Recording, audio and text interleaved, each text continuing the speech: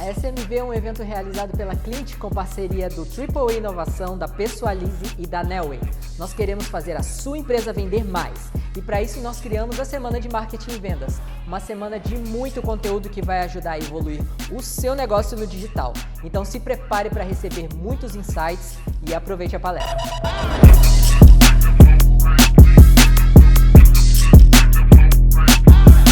Então, mais um convidado com a gente aqui na SMV de Serviços, dessa vez recebendo o Gabriel Drummond, que é o CEO da Drummond. Então, Gabriel, obrigado por ter topado o convite e ter participado com a gente da SMV, para participar com a gente da SMV.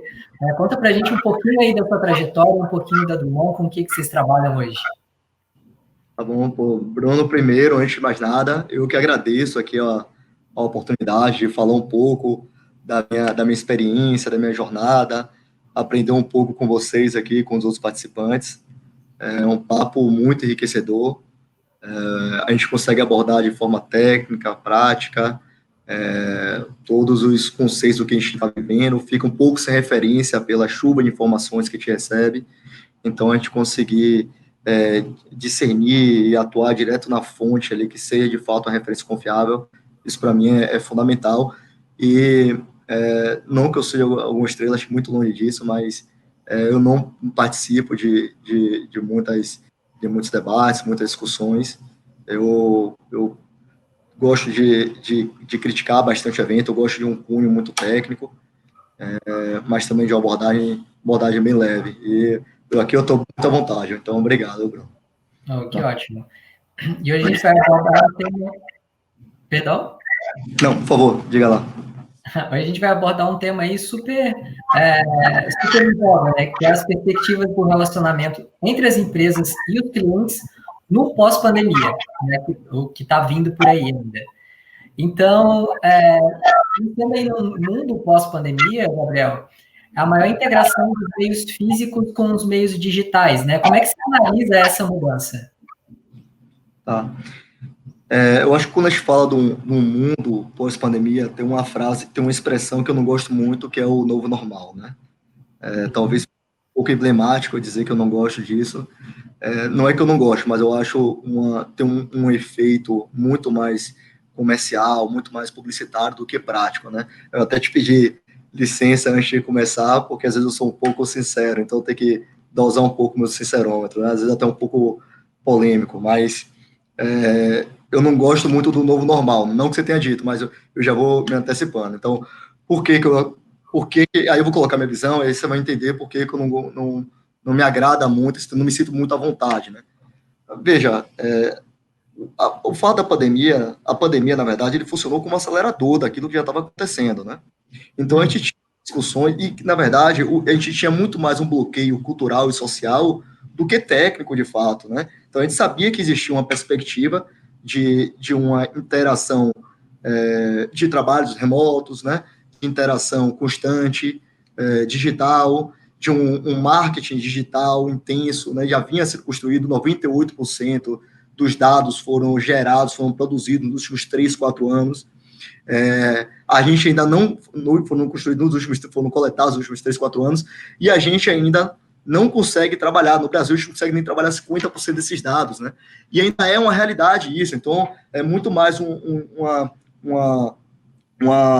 caminhar desenfreado por encontrar a disrupção, né? O enquadramento da pessoa, da empresa nesse mundo tecnológico, do que, de fato, uns efeitos práticos como novidade. Então, o que eu quero dizer com isso?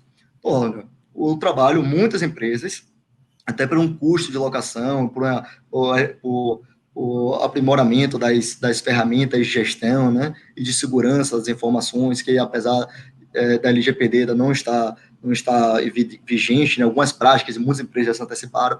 Então, a gente criou um ambiente tecnológico capaz de gerir trabalhos à distância que sempre existiram, tá?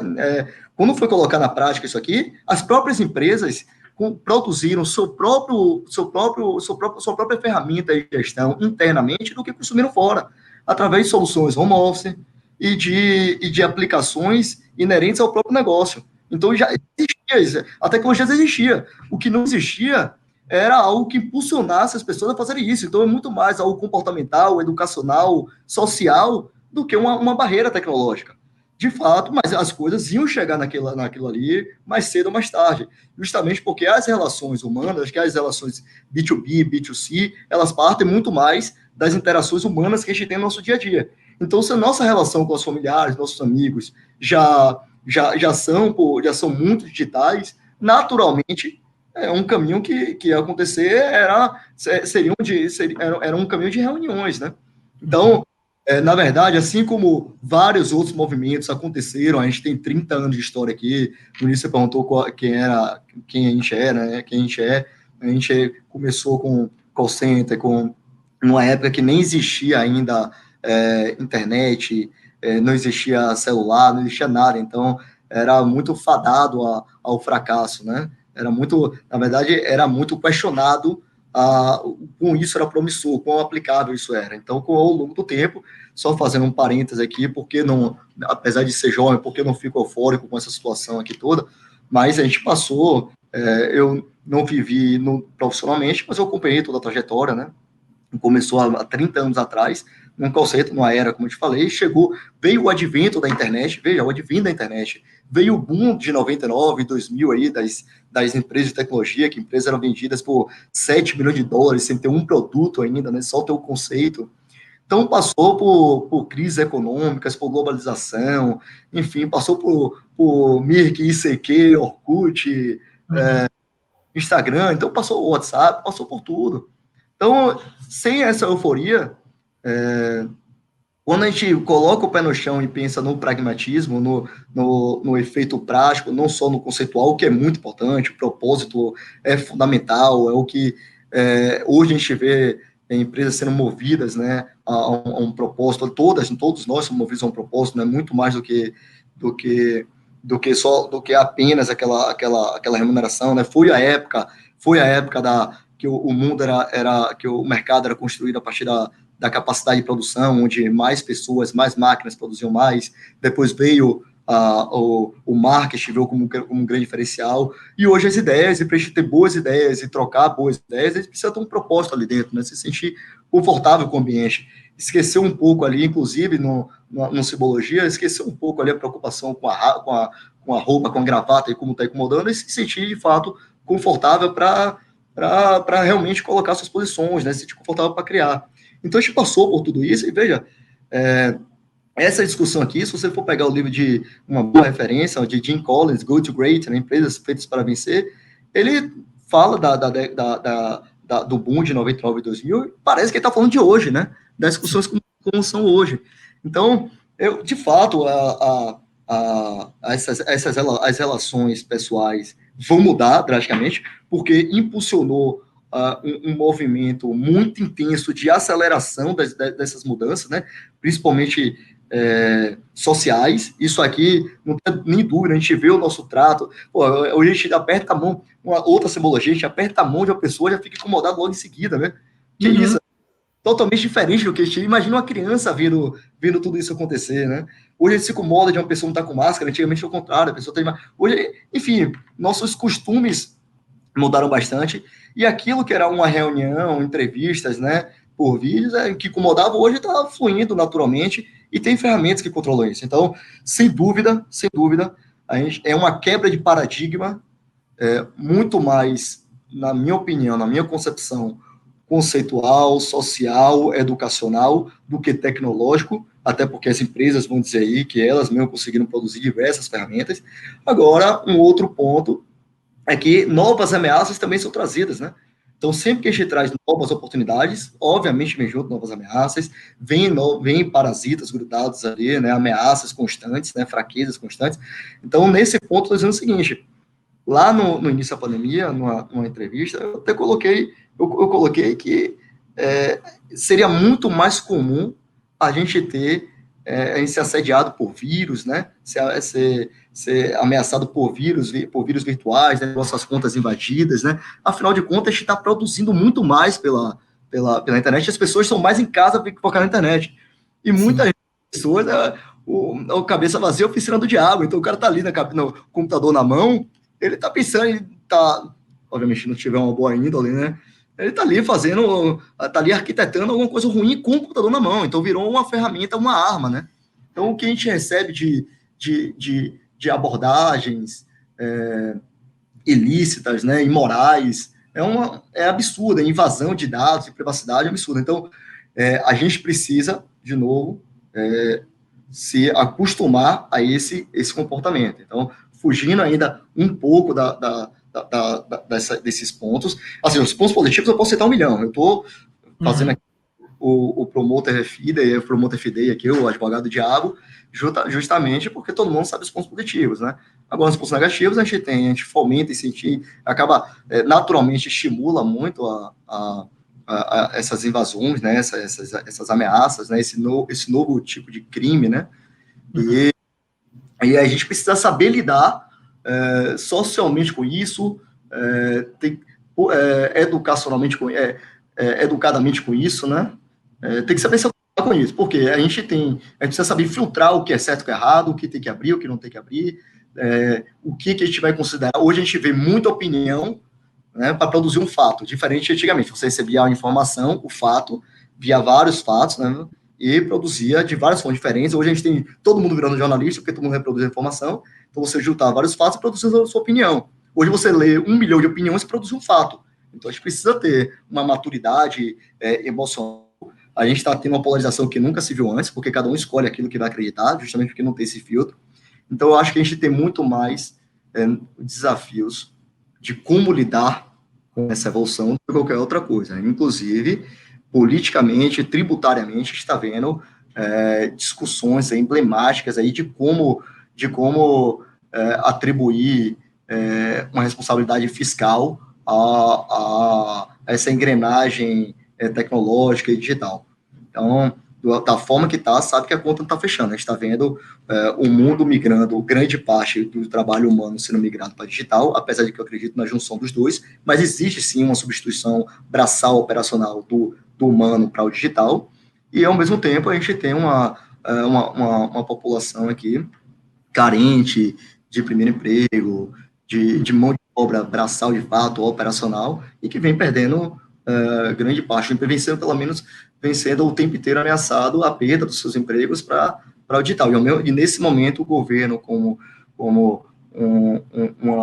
agente para estimular, né, para manter os empregos, ele tenta se posicionar como ele vai fazer para equacionar isso aqui. Hoje, o que a gente sabe é que a principal fonte de encargo fiscal no país, né, quem mantém a base fiscal aqui, o maior peso, ou pelo menos um dos maiores, é justamente a folha de pagamento. Então, você não pode deixar uma folha de pagamento sustentar grande parte da balança fiscal, enquanto grande parte do mundo digital não arrecada. Não estou dizendo que tem que tributar, não, pelo amor de Deus, mas assim, acho que tem que encontrar um senso comum aqui para não estar sobrecarregando a folha de pagamento, né, geração de emprego e renda, que agrega muito mais valor à sociedade do que apenas o marketing digital. Acho que a gente tem que dividir um pouco a fatia aqui. Agora, eu falando um pouco como empregador, eu me sinto um pouco na propriedade de falar isso, porque no nosso grupo a gente tem empresa educacional, baseada em tecnologia, a gente tem empresa de desenvolvimento de software sob encomenda, de tecnologia, e tem um braço de contact center, que é o nosso carro-chefe e que é o maior empregador do Brasil. Então, eu vejo aqui que eu tenho alguma propriedade para falar dessa discussão, humildemente, obviamente, ninguém conhece nada, até um assunto amplo desse e totalmente discutível, mas o que a gente sabe é que a folha de pagamento não pode carregar uma carga fiscal, que é o país, e subsidiar outros elementos, até porque gera muito mais valor agregado à sociedade do que uma compra sem muita interação, sem grandes efeitos, né, periféricos.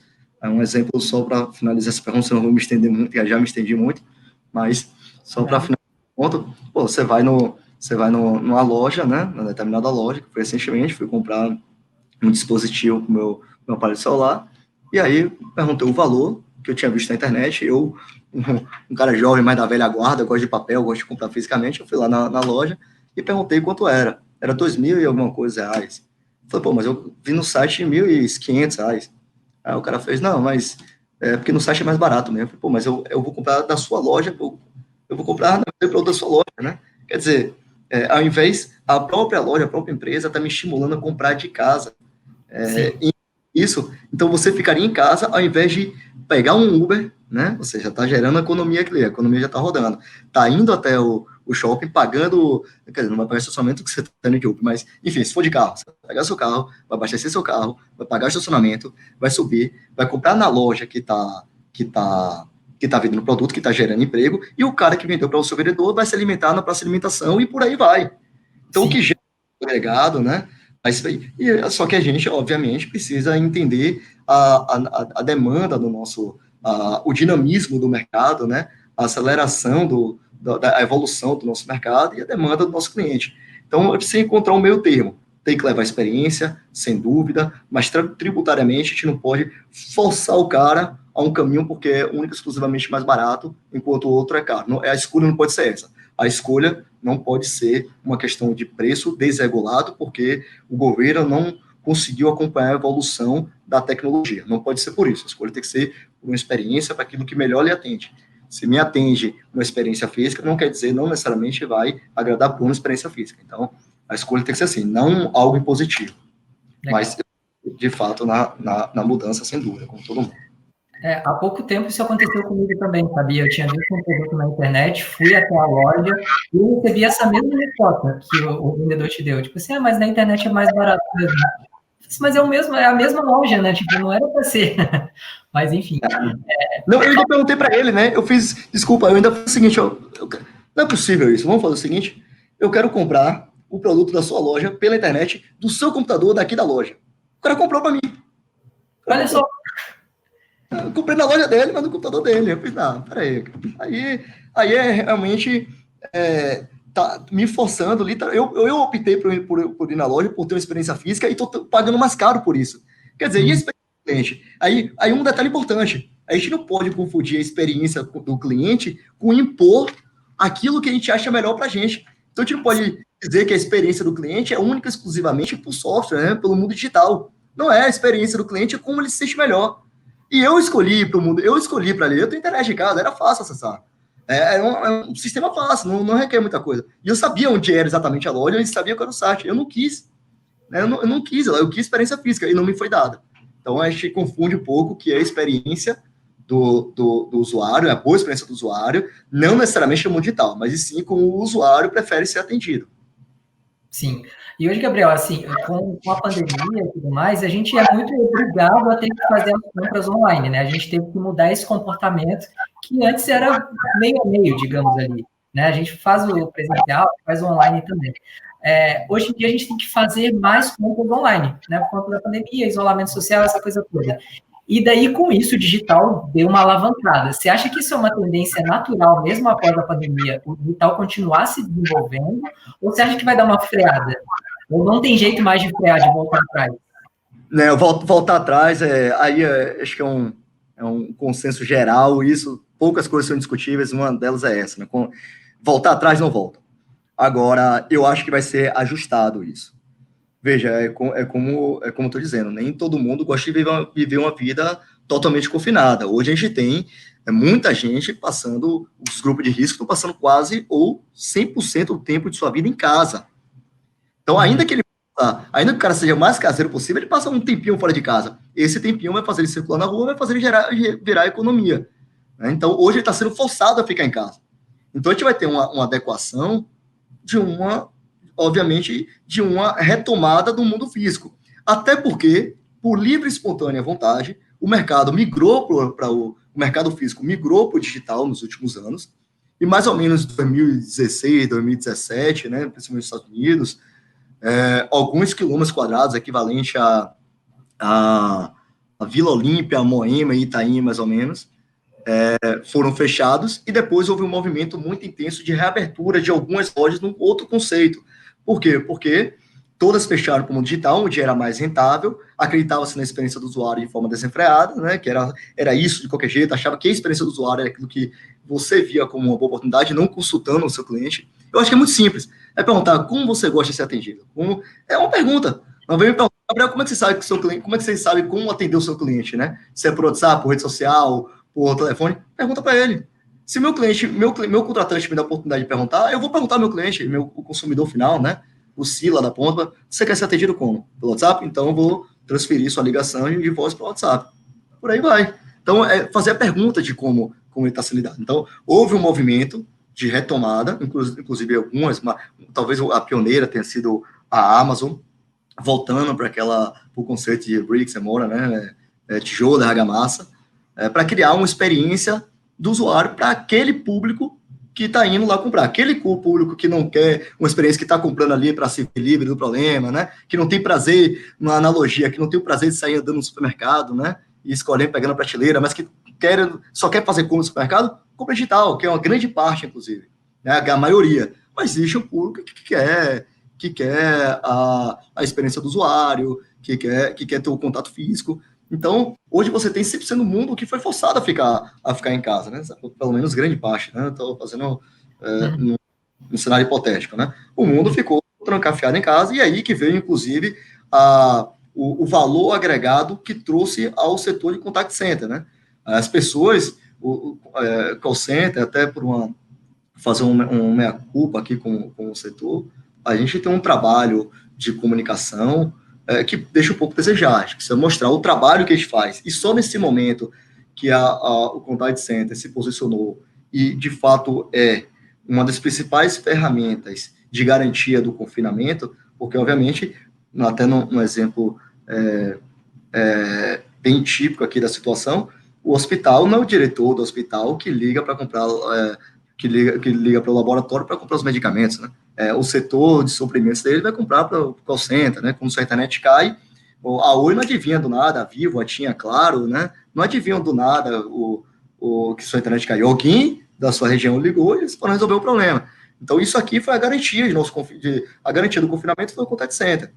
Então, para a gente, nesse modelo aqui que houve o confinamento, nesse modelo de confinados, né, de pessoas confinadas, de fato houve destaque para alguns setores que não tinham essa vitrine, que não tinham oportunidade, não tinham habilidade de se comunicar, e se comunicaram naturalmente. Então, a gente teve acho que o Contact Center é o grande momento dele de se descomoditizar, de agregar valor com tecnologias. As pessoas estão muito mais agora abertas, né? Os contratantes estão muito mais abertos, muito mais confortáveis em receber propostas envolvendo tecnologia do que antes. De novo, tecnologia estava aqui.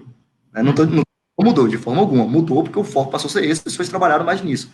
Mas grande parte é uma mudança social, que aí resultou em maiores ofertas de tecnologia. Tá. Maiores ofertas de tecnologia e também maiores ofertas de oferecimento de serviços online, né? Então, a concorrência aumentou. Todo mundo que estava ali ainda por fora teve que se adaptar para entrar para o online também. Como é que você analisa essa disputa pela atenção dos clientes no meio digital e quais são as tendências para esse viés? Olha, cortou só o final. Como é que eu avalio a disputa do mundo digital e... A atenção dos clientes para o mundo digital e quais que são as novas tendências aí para esse meio? Olha, eu acho que a tendência... não, primeiro, como disputar... veja, a gente vive um mundo de pessoas muito distintas. Né? As pessoas estão buscando o seu lugar, todo mundo quer ser diferente, mas quer achar o seu lugar de acolhimento. Então, todos querem abrir um número muito grande de tribos, né, de situações, né, de públicos a se identificar. Tem um range aqui gigantesco, mas querem fazer parte de alguma coisa. Né? Então, as pessoas hoje têm uma necessidade e uma demanda muito grande para se sentir única, se sentir personalizada, atendida, né? O serviço precisa ser customizado. Então, essa especialização esse detalhe de especialização no atendimento e na diferenciação de cada indivíduo, ele se sentindo um indivíduo único, mas ao mesmo tempo fazendo parte de um grupo, que ninguém quer estar sozinho, traz uma necessidade de especialização em áreas, em nichos, em setores, em departamentos, que abre um mundo de oportunidades, mais uma vez, né? Então, surgem não só novas economias, mas novas economias que vêm surgindo, né? Os novos fintechs não carregam com ela um banco inteiro, né? A estrutura de um banco inteiro. Carrega fragmentos de um banco. Por quê? Porque aquela área deles se tornou mais especializada. E com isso você precisa terceirizar. Então, a tendência à terceirização, aí como é que se aborda? Como é que eu vejo também, né? Já fazendo um link. A tendência à terceirização por uma necessidade, duas necessidades. Uma, de foco no seu negócio, porque você tem agora uma concorrência muito maior, uma livre concorrência que hoje o que ele trava entre um país e outro, nem mais o idioma, né? Nem mais a distância, e sim questões tributárias, fiscais e governamentais, né? Então você tem fronteiras livres aí, né? Então você tem novos concorrentes. Os concorrentes não são necessariamente aqueles que estão disputando com você, e nem são aqueles do setor, mas são outros setores que vão impactar no seu negócio. Quem imaginava que o Uber ia impactar, o Uber, a 99 e a Didi e outros aplicativos, né, de carona, quem imaginava que eles iam impactar no estacionamento, né? Imaginava que impactaria no transporte público, mas não no estacionamento. Quem imaginaria que a melhor precisão da previsão do tempo ia reduzir a quantidade de lavagem de carros na Argentina a 50%? Então, você tem efeitos que você não consegue, que são imprevisíveis. Então, o mundo vai se tornando cada vez mais especialista, as empresas vão se tornando cada vez mais especialistas no seu próprio negócio, e como cada negócio vai se tornando mais especialista, você precisa focar na sua atividade medular. Então, necessariamente, você vai ter que terceirizar a sua parte, porque o seu contact center, por exemplo, o seu BPO, porque aquilo se tornou uma inteligência muito grande para você entender todos os tipos de pessoas, como abordar cada um, onde cada um, o que interessa a cada um, né? Então, você identificar a personalidade, mas quantas características de uma personalidade tem um indivíduo e quantos indivíduos tem no mundo, né? Então, a necessidade de especialização, a demanda e o aumento de interação é gigantesco. Vamos falar aqui, trazer um pouco para trás do call center.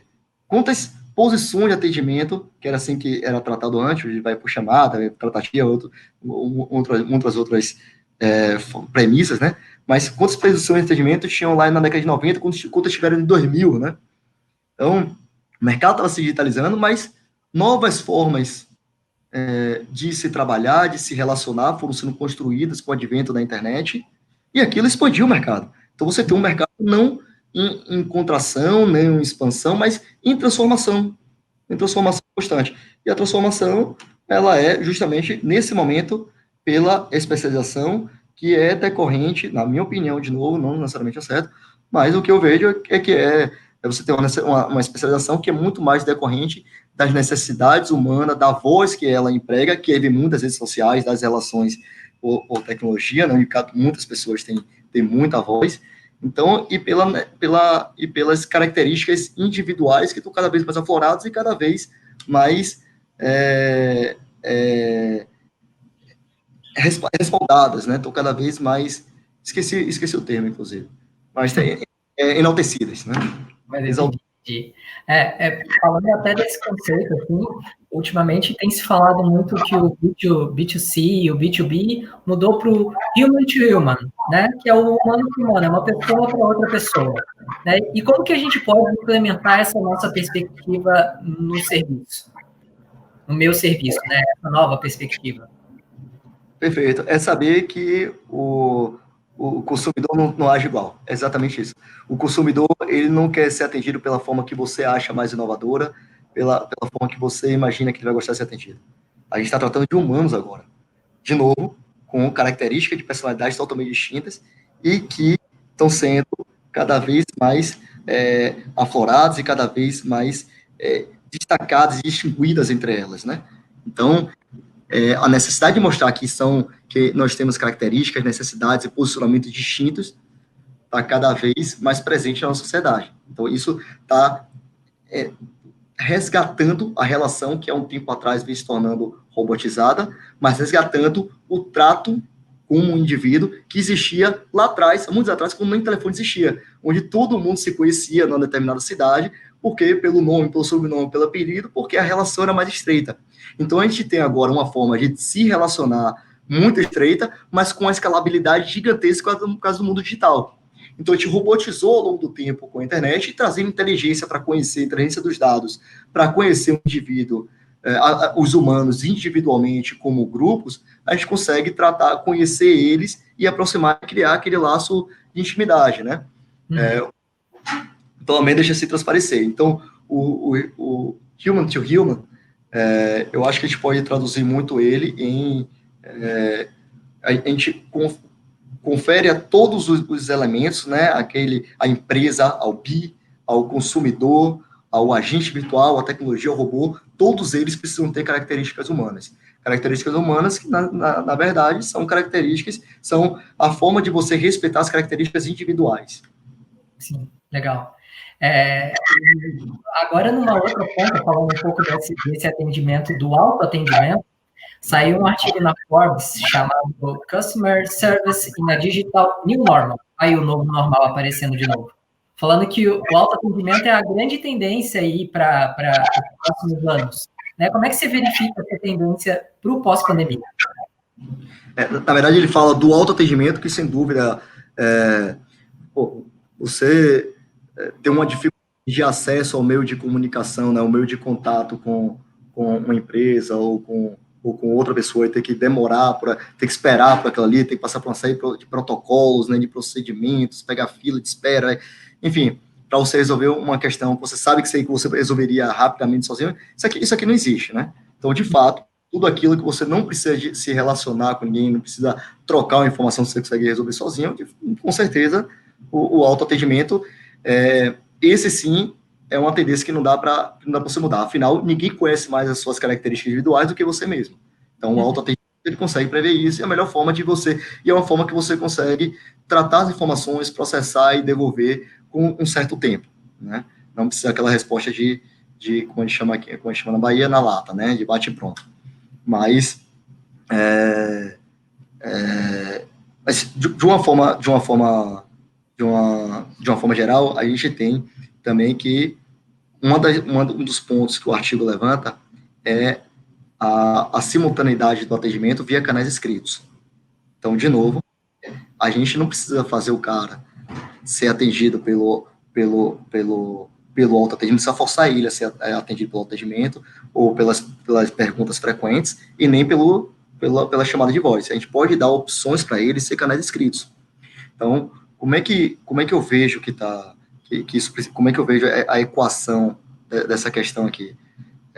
Você trabalhar num modelo construído em APIs, onde você conecta várias plataformas que estão surgindo e vão surgir. Então, até para trazer o que eu acredito no futuro, acredito na adaptabilidade. Então, você criar uma estrutura tecnológica, tanto de gestão, quanto de software, de programação, mas com APIs, onde você consegue abraçar novas ferramentas, novas formas de contato, sem mudar a sua interface, sem impactar negativamente na experiência do cliente. Afinal de contas, o conforto, a celeridade são objetivos em comum a todos, né, no contato para resolver os seus problemas.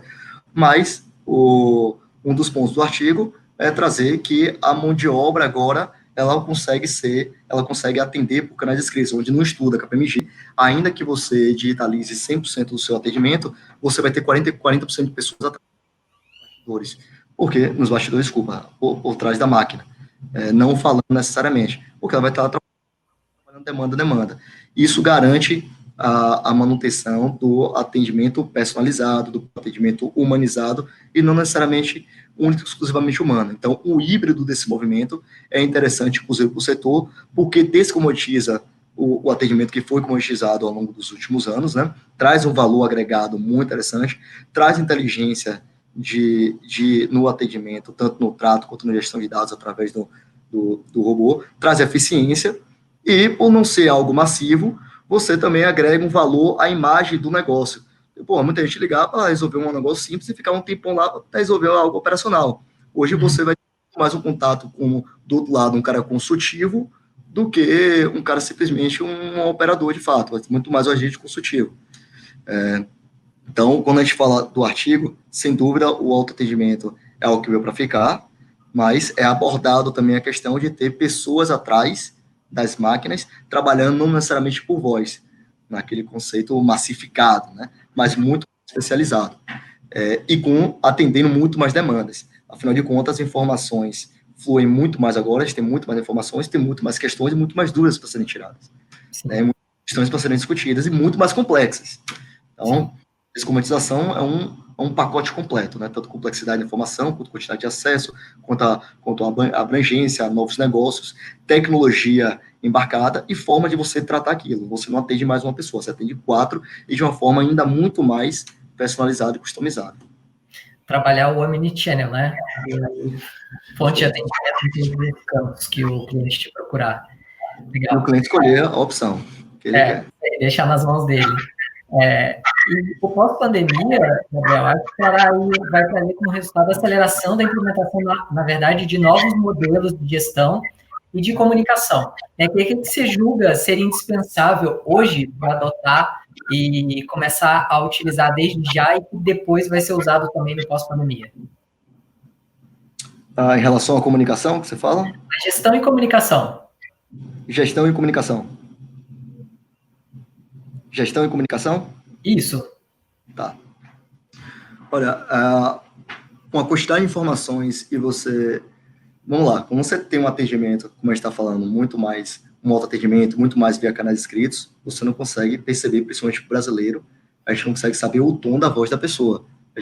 O tom da voz é exemplo do que eu estou dando, então não consegue saber a forma que ela está abordando aquilo. A gente tem uma palavra, a gente tem uma frase que pode ter 1 milhão de significados, né? Inclusive num país com dimensões geográficas que a gente tem, com uma pluralidade cultural gigantesca, a gente coloca um baiano para conversar entre eles, é muito difícil um sulista entender e vice-versa. Então, o primeiro ponto é a clareza na comunicação. Isso é fundamental para a gente entender que a gente não pode nem falar, que o falar muito pouco pode gerar 1 milhão de interpretações diferentes, e o falar muito pode gerar uma única conclusão.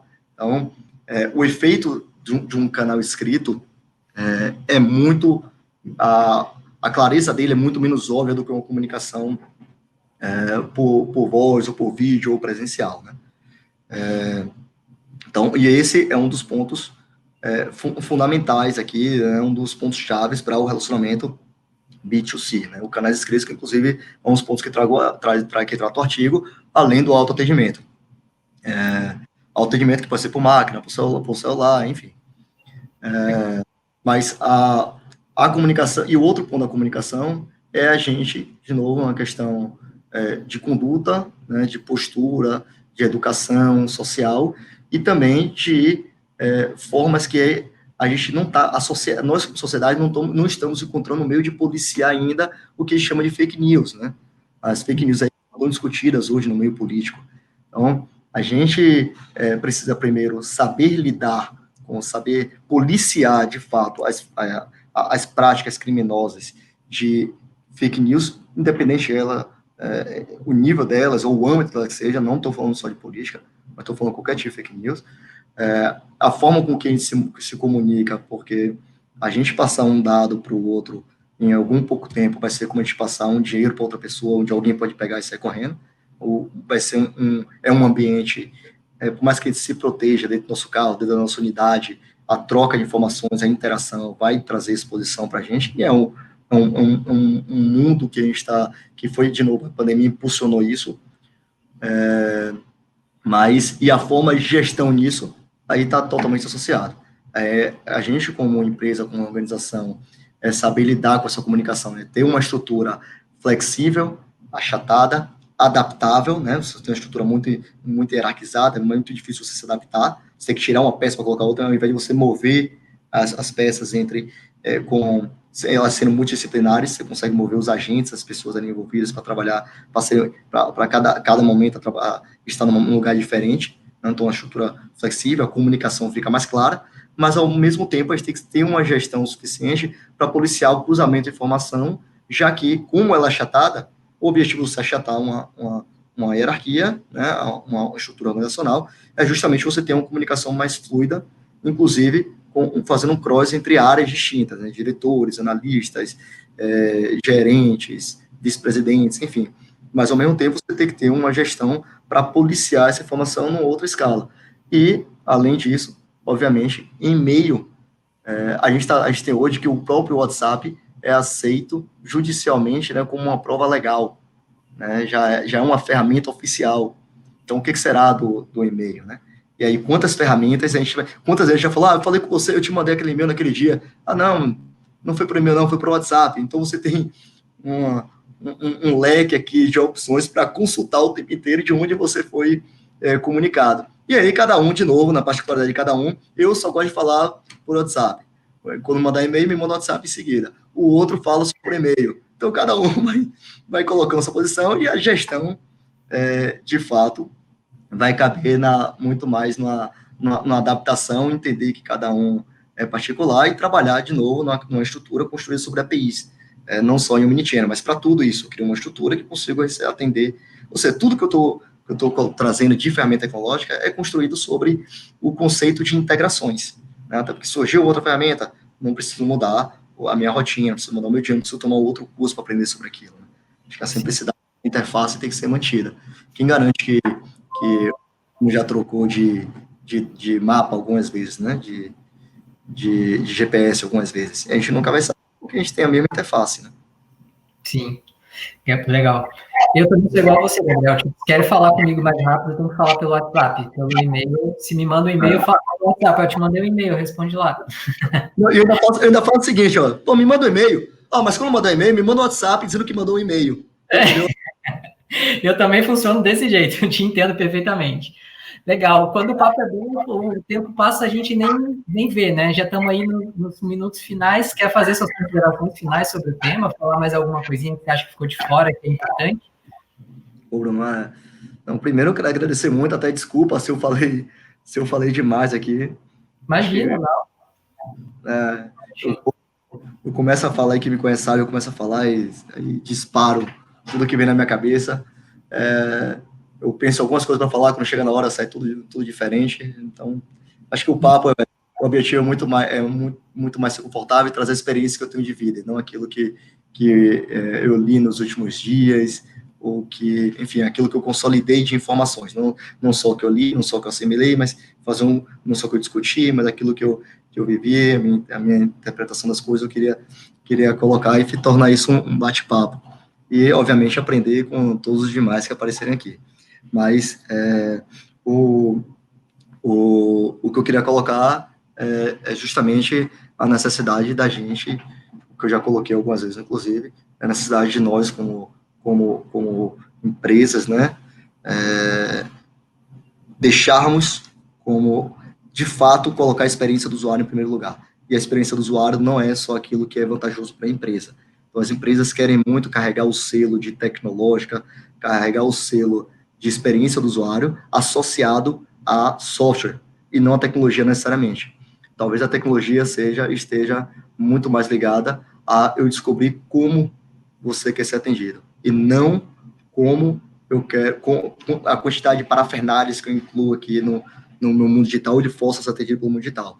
É saber que em algum momento do seu dia você quer falar por WhatsApp, em outro momento você quer resolver sua questão por telefone, em outro momento você quer ter seus dados explorados para receber uma proposta ideal.